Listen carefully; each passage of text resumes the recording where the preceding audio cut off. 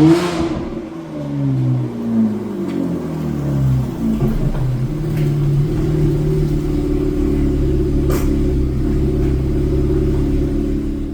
going on, everyone? Justin here. Welcome back to my YouTube channel. It's the continued restoration of my 2011 Lotus Evora S. It's been a while.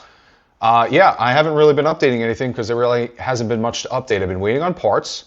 I've been waiting on the front clamshell. And so I'm happy to say, over here in the corner is the clamshell. I've gotten it back now, officially. I had to go pick it up from Roscoe, New York, to meet a friend because last time he was trying to transfer it here to the island, it cracked halfway through because it wasn't supported in the back of his truck. And so didn't want to run into that again, so it was packaged very well, and happy to say that it made it here safely this time around. So repainted, re-cleared, just has to be wet sanded once it's on the car, and that's fine. But that was the last piece of this puzzle. So I have the front bumper that's painted, I have the clamshell, I got the brackets sorted, was missing some bracketry on the front, so all that's going on today. Even the windshield washer hose I had to buy, you know, because it's stupid stuff like this you can't really find. So these clips, I think they're shared with BMW. They're like $35 a pop.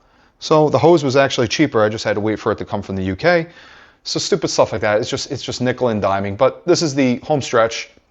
After today, I'm hoping to have the car mostly together, honestly, unless something catastrophic happens. That's the goal. So I'm not going to do a time lapse for this. It would probably kill the battery. It's going to be an all-day ordeal. But I just wanted to run through some of the things I'm going to be doing momentarily, and then I'll do a little debrief at the end once that's completely done. So just switch the camera off of my tracking mode, and I'll show from over here. So brackets over here, these I had to replace. These were smashed during the accident. The one over here, there was a lot of confusion with it. It's specific to the S1s. I tried in a 400, Evora 400, thinking that because I didn't have the cooler over here, that I could use that, but the bracketry, the way it attaches to the bottom of the headlights is supported on the rear, was different for the 400s for whatever reason, even though the headlight is the same. Doesn't really make much sense to me, but whatever. The under tray, I don't have spacers for it, so I'm going to have to go to the hardware store at some point just to get the spacers. The prices of everything went up, I guess, due to the tariffs, but literally I was watching my shopping cart just explode with the price increase from Lotus. Directly from Lotus. So like the spacers, for example, were $5 and they went up to $60. $60. They went up to $60 for a $3 to $5 washer. So really unfortunate, but that's just the landscape right now with the tariffs and the reaction to it in the automotive industry, I guess. But whatever.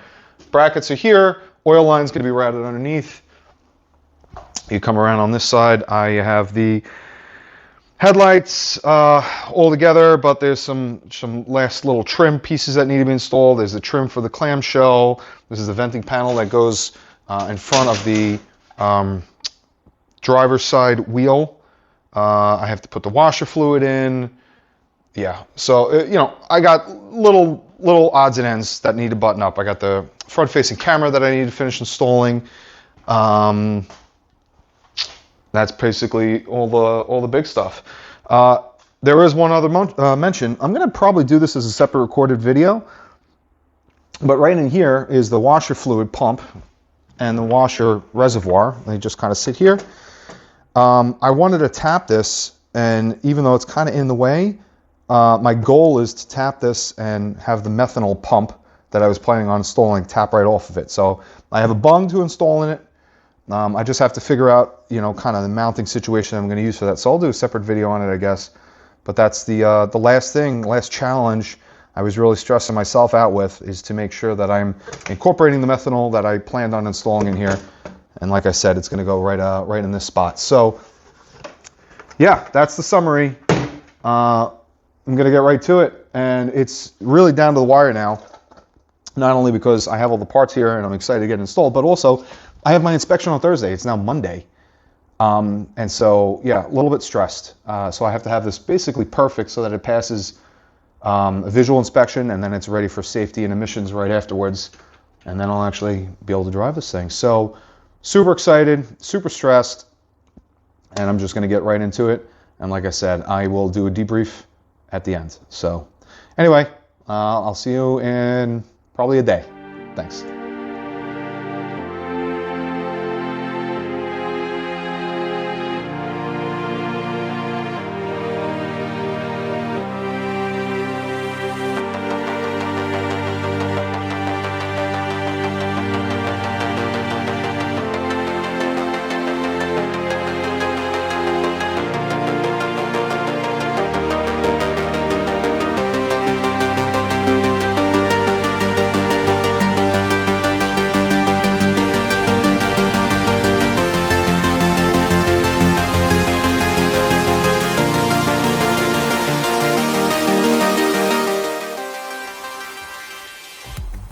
right, there she is. Mostly together. It's been about a week. Not a day. So yeah, things have definitely taken a little bit longer than I thought. But let me explain.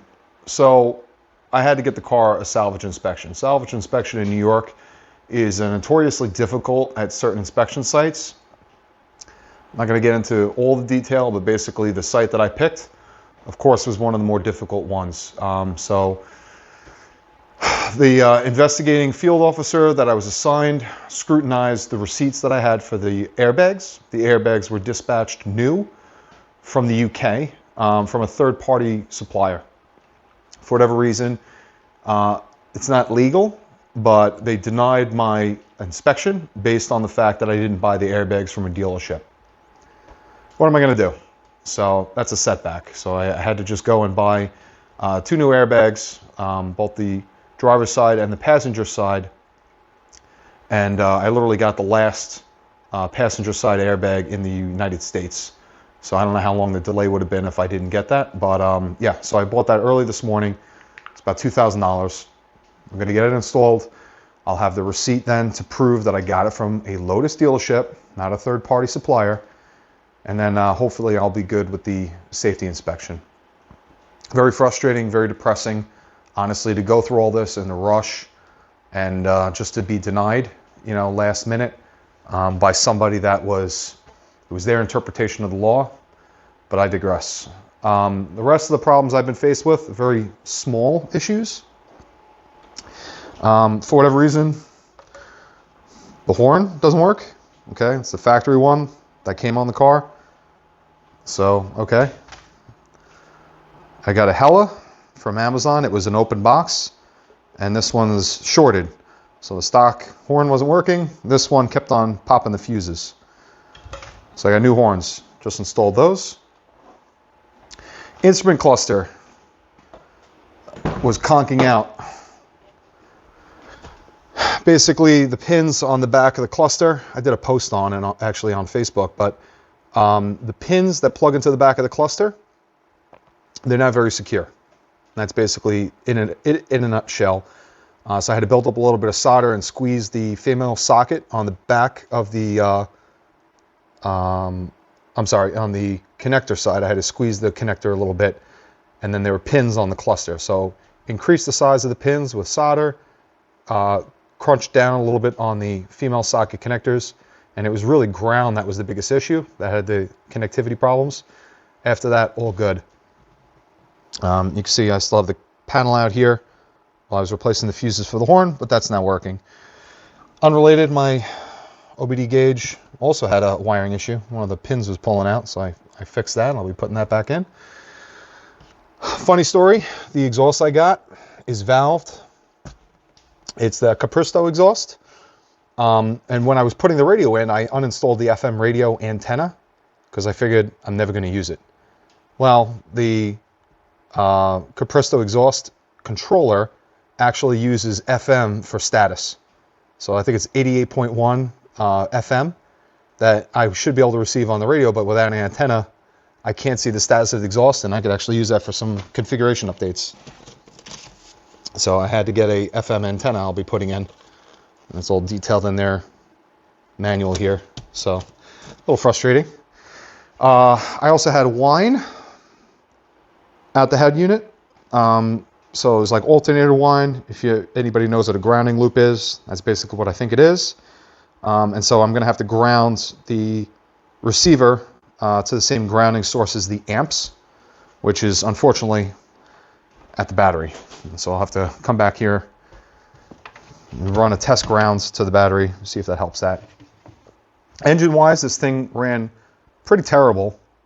I did drive it to the inspection site, and it was stumbling, stalled a couple times.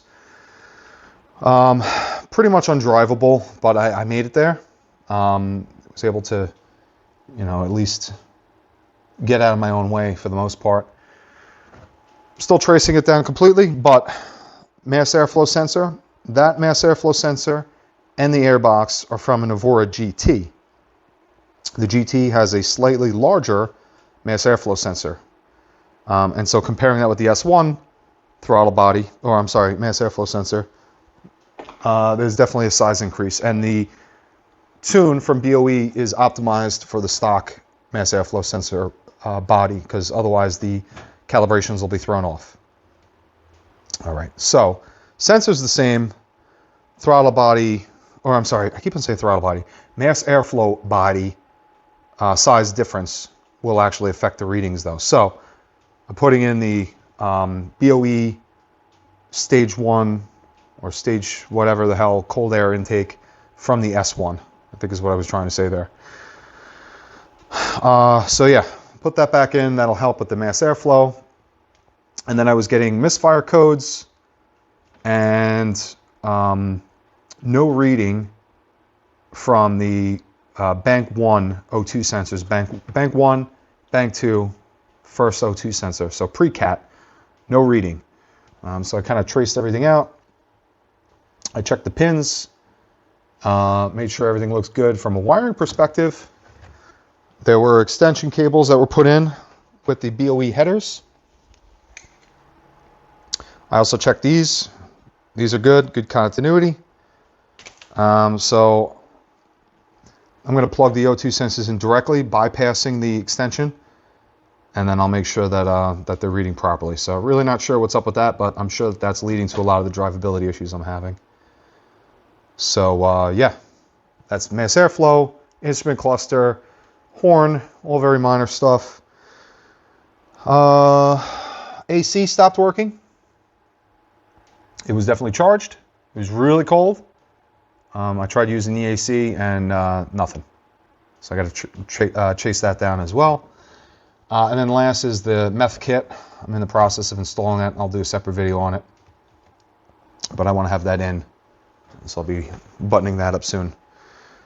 That's pretty much it. All right, sorry about that. So yeah, I'm going to finish up the install here. And once I get the airbags, I'll pop those in.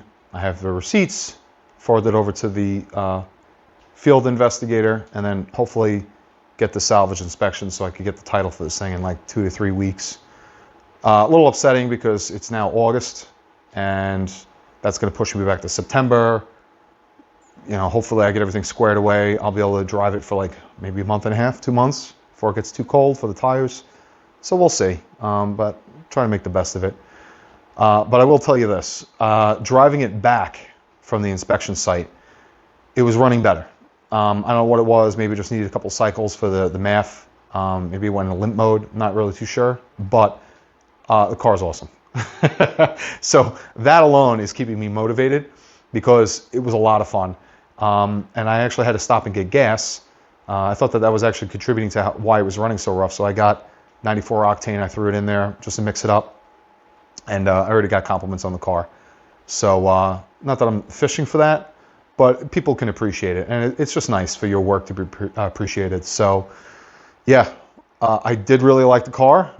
Couldn't really get to enjoy it. You know, I was driving with my friend's dealer plates, so didn't want to push that. But yeah, it's definitely going to be worth it. I had a taste and I want more. So when this is all done, I'll be all smiles. Sorry, it's a little bit of a downer video.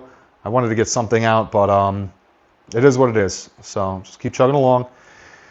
And I'll keep everyone posted. So if you like this, subscribe, and then stay tuned for the next one. I'll probably be another couple of weeks though. So stay tuned. See you around.